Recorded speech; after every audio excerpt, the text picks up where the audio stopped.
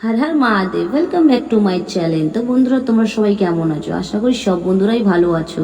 তো আমাকে তো সবাই চিনতেই পারছো, আমার নাম হচ্ছে রাজশ্রী। কেন কি আমি ছোট্ট একটা ব্লগ নিয়ে এসেছি ফার্স্ট টাইম। তো এই ব্লগটা হচ্ছে অন্নপূর্ণা মন্দিরের। অন্নপূর্ণা মন্দিরটা দেখে অনেকটা দক্ষিণেশ্বর মন্দিরের মতো লাগলো আপনাদেরকে, কিন্তু নয়, এটা অন্নপূর্ণা মন্দির। তো অন্নপূর্ণা মন্দিরের ভিতরে কি কি আছে এটা আপনাদের সঙ্গে শেয়ার করবো। ফার্স্ট আপনাদের যে গাছটা দেখালাম, এই গাছটা হচ্ছে অনেক অনেক অনেক পুরনো গাছ, এখানে পুজো করা হয়। তো আর আমি এই জুতোটা যে পরে আছি, জুতোটা ফার্স্ট আমি খুলে তারপরে মন্দিরের উপরে গিয়ে আপনাদেরকে দেখাবো এই ছোট ছোট মন্দিরের ভিতরে কি আছে।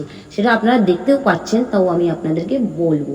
তো এই হচ্ছে আমার ভোলেনাথ। ভোলেনাথকে আমি খুবই ভালোবাসি।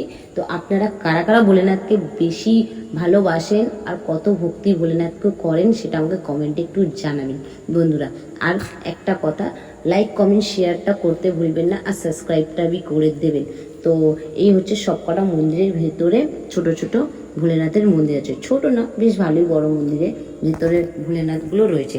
আরও মন্দির আপনাদেরকে দেখাবো। তো চলো, এই হচ্ছে ছোট্ট ছোট্ট ঘরের মধ্যে ছোট্ট ছোট্ট ঠাকুর। সেটা হচ্ছে ছোট্ট রাধাকৃষ্ণ, এই পাশেও হচ্ছে ছোট্ট রাধাকৃষ্ণ, ওই পাশের ঘরেও হচ্ছে ছোট্ট রাধাকৃষ্ণ নয়। আর ওই আরেকটা ঘর রয়েছে যেটা সের মধ্যে হচ্ছে গোপাল ঠাকুর রয়েছে, যেটা সবার বাড়িতেই থাকে আর সবাই খুব ভালোবাসে। আমিও ভালোবাসি রাধা কৃষ্ণ আর গোপাল ঠাকুরকে। কেন বলবো না যে ভালোবাসি না, সব ঠাকুরকেই ভালোবাসি।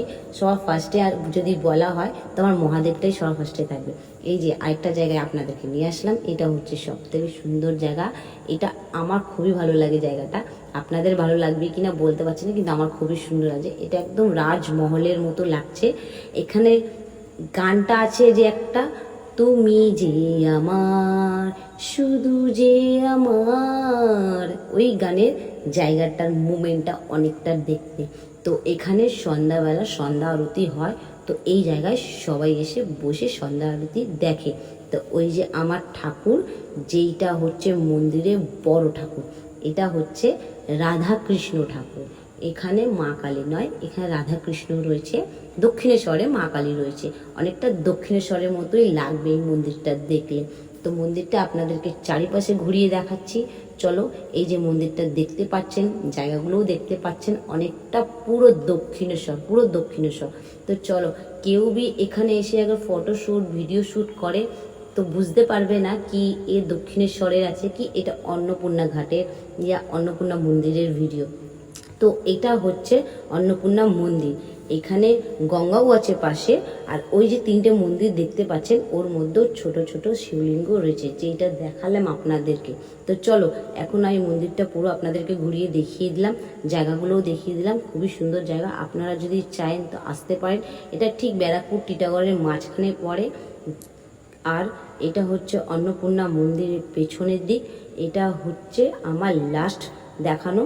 আর আমি আজকের মতো এই একটা ছোট্ট ব্লগ নিয়ে এসেছিলাম। আপনাদের যদি খুবই ভালো লাগে বন্ধুরা, লাইক শেয়ার কমেন্ট সাবস্ক্রাইব করে দেবেন। চলো।